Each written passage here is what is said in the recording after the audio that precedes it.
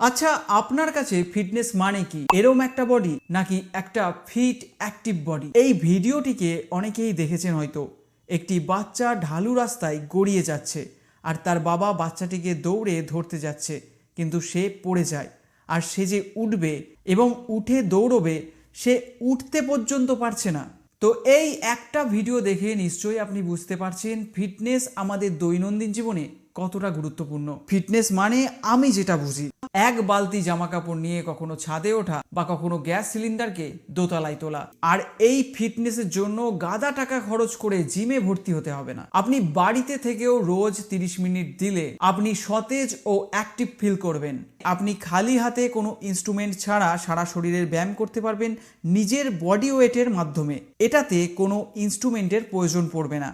আর এই ভিডিওতে দেখানো ব্যায়ামগুলো বাচ্চা থেকে বুড়ো সবাই করতে পারবে। এই ব্যায়ামগুলো কিভাবে করবেন, কি খেয়াল রাখবেন আর এই ব্যায়ামের উপকারিতা সম্পর্কে আমি এই ভিডিওতে আজ ডিসকাস করব। সম্পূর্ণ ভিডিওটিকে দেখতে নিচের এইখানে ক্লিক করে আপনি ভিডিওটি সম্পূর্ণ দেখতে পারবেন।